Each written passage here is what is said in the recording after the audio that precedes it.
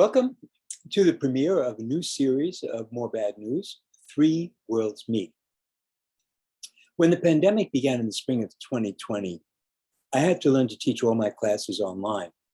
At the time, I was teaching the second half of the American History Survey from 1877 to the present. And because there was so much trouble to create new online courses, I continued to teach only the second half of the American History series through the pandemic. So I had a backlog of videos that my son Isaac has been posting, one every couple of weeks or so.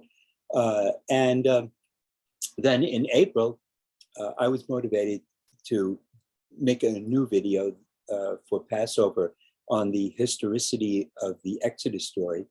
I had already prepared that for years. I used it around my Passover table. And then for Shavuos, I prepared a new video from scratch on the historicity of the book of Ruth. And that was enough for me to decide that I'm having fun doing it, and I'm going to continue to make these videos. I have a few thousand subscribers, and obviously every one of these videos that I release gets a few hundred views within a few weeks or so. So that's perfectly, and it's enough motivation for me to continue on. And I decided that I would try a new series to take the first half of the American History Survey and go through it with the lectures that I used to do, updating them now. So American history always, for me, always started with Three Worlds Meet, because it really is, this is the meeting of Native Americans, Europeans, and Africans. That's essentially what begins, for me, American history. Now, I was introduced to Native Americans as a child through cowboy movies, in which the iconic scene was of the wagon, wagon train in a circle, and the Indians were all running around it for some reason. Everybody's shooting at everybody, and when it seems like it's almost hopeless, then you hear the cavalry bugles, and over the horizon there is the U.S. Cavalry storming in. The Indians flee for their lives, and the innocent settlers are saved. Of course, I also learned that there were good Indians like Tonto, the Lone Ranger's faithful companion, and you had to wonder about their relationship, but it was obvious that they loved each other. Isn't that what Kimosabe meant? Of course, the Indian writer Sherman Alexie said that the word actually means idiot in Apache, and that he was either calling the Lone Ranger an idiot or calling all of us idiots for consuming this nonsense. And the most basic fact that one needs to keep in mind when looking at this history is the genocide. I don't think it is widely appreciated how thorough this genocide was. But if you imagine the United Nations General Assembly represents all of the nations of the world, and you ask the ambassadors from the African nations to stand up, you immediately see that they're all Africans. Really nothing surprising about that. And if you ask all the delegates from Asia to stand up, you will see that they are all Asians. European nations are all represented by Europeans. And then we come to the Americas, and we find that all the nations of the Americas are represented by white people. Red people didn't make it to the 20th century to the table. They didn't make it to the United Nations. And now I know that my Native American friends reject this statement because they're still here and they're defiant about their continued existence. But my point is that despite slavery and European domination of Africa, Africa remained African. The continent still contains hundreds of millions of Africans, and that is not true of the Americas.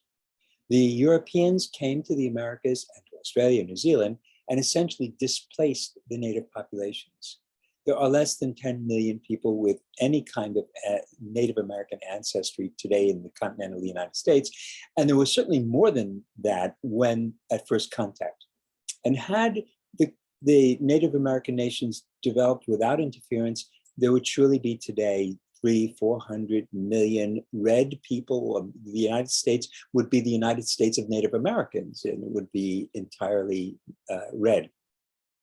So what happened to the Native American peoples was clearly a genocide. It ought to be obvious. If you take a look at Wikipedia, you'll see that they have a list of 106 native languages that have been lost. And that is that there are no native speakers. Our knowledge of these languages is extremely limited. This is cultural genocide on a grand scale. We're talking about hundreds of tribes, cultures, societies that have been completely wiped off the face of the earth. From the moment the Europeans arrived, the destiny of the native peoples was sealed.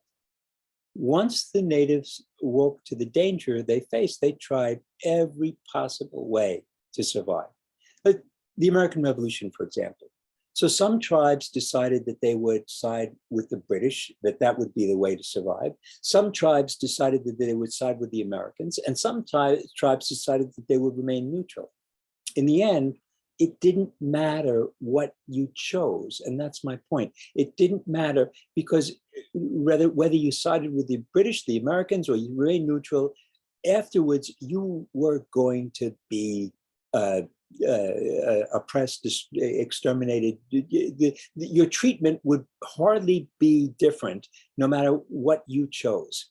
And that overall was true for Native peoples, that it didn't matter what choices they made in terms of how to survive, they weren't going to survive. So the first thing one has to deal with in starting this history is the crime. And I say this because when I was growing up, there was no recognition that Indians had been treated unfairly. The first inkling that some injustice had been done, as far as I could recall, was the movie The Little Big Man in 1970, starring Dustin Hoffman and Chief Dan George. And then came Dances with Wolves in 1990, both films depicting white civilization as brutal and corrupt, and Indian civilization as loving and honest. Now, I first studied history in college in the late 60s, and I was in graduate school in the 70s and 80s. Over the course of my studies, what we thought we knew about Native Americans and Africans has changed dramatically.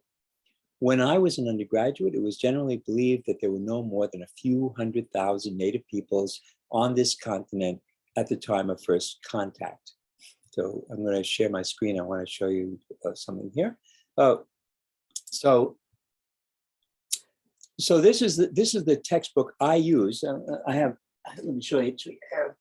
So this was my textbook. This was my textbook in college as an undergraduate. It's Morrison and Commander's The Growth of the American Republic. Was first published in 1930, and it's pretty hefty. And I got to show you, this is it didn't have any pictures in it. Here's, by contrast, this is the one I was using, right before I retired. Give Me Liberty, and it's filled with pictures and diagrams and study guides, and and you'll notice right away that there's a big difference between these two. This one has 10 times more words than this one. So so when I went to college, they assumed that an undergraduate student is going to take a history course, and he's going to have a textbook that is a hefty read. The textbooks have changed greatly since when I was an undergraduate, but also the ideology and the content of the texts have changed dramatically. And you might be surprised at how much things have changed, because we tend to think of history as stuff that happened And the story really doesn't change much over time. You might have some details, but the basic outline of the story doesn't change because it's history. We're telling the story of what happened, but that's really not true. These two books tell a very different story. Both begin with a brief introduction of the indigenous population, and I'll go into that more seriously in another later video. Morrison and Commander begin with the first discovery that every textbook in American history starts with some kind of background to Native peoples. And so Morrison and Commander, I'm just going to, I'll share my screen once again so you can just see this as I read it.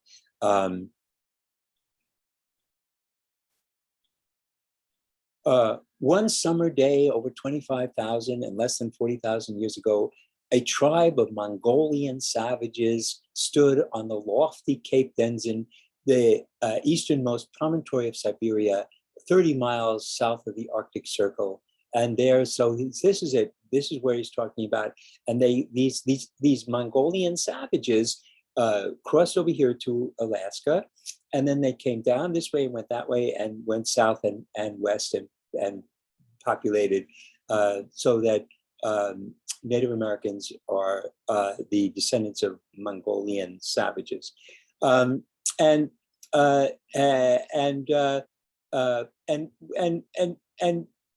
then what I said, we now know this is completely false. That's what I used to think actually when I was preparing this, and here, so you have this New York Times article that from 2013, and I introduced this to my students, and there you go. So man, I'm telling you, look what they found. They found 24,000-year-old skeleton remains, and this is what the guy looked like.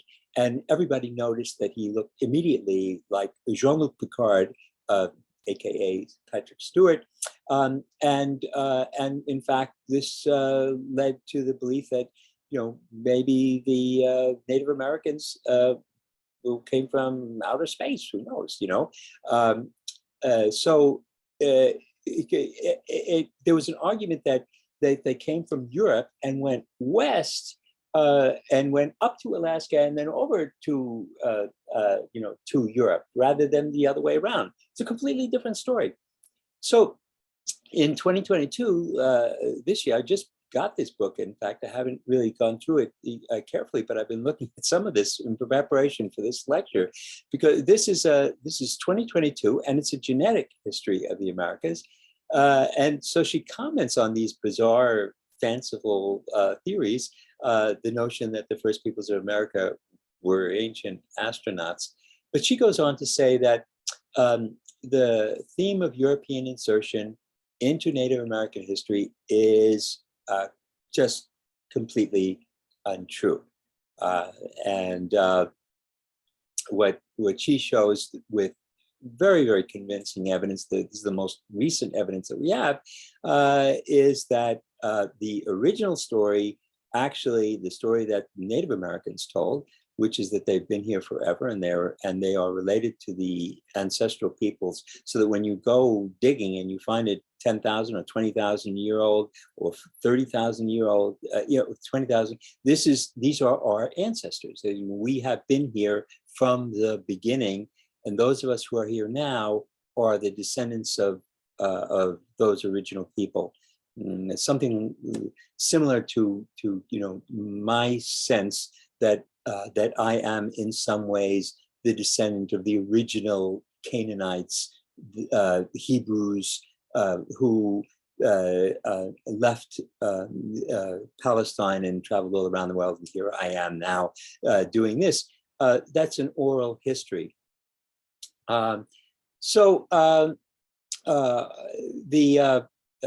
She says, by the way, that land bridge that we heard about, it was the size of Texas and more like a continent than a bridge. But essentially, the original story still stands.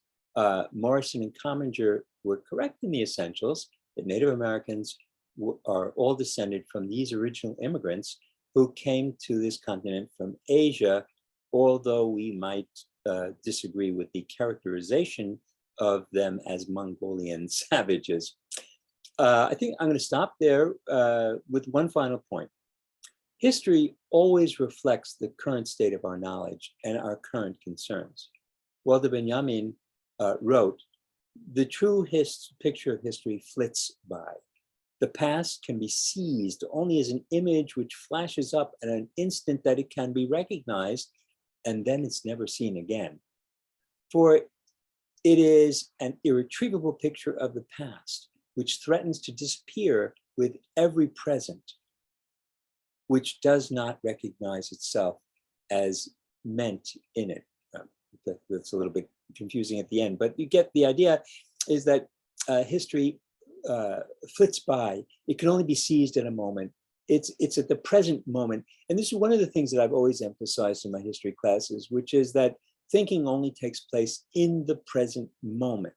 It's not, you don't think in the past. You don't think with a PowerPoint. You only think in the moment that you have a question before you that you don't have a ready answer for. So the true picture of history flashes up and is threatened to disappear at every present. There's one more point that I'd like to emphasize, and that is that what we have found over and over again in history is that one has to take oral histories seriously. The stories that are passed down orally can proven over and over again to often have a historical reality behind them. So that's all for this premiere. I hope you enjoy it, and I will be making a video every Sunday, God willing, and we'll see how they progress. Let me know in the comments what you think, and have a good week.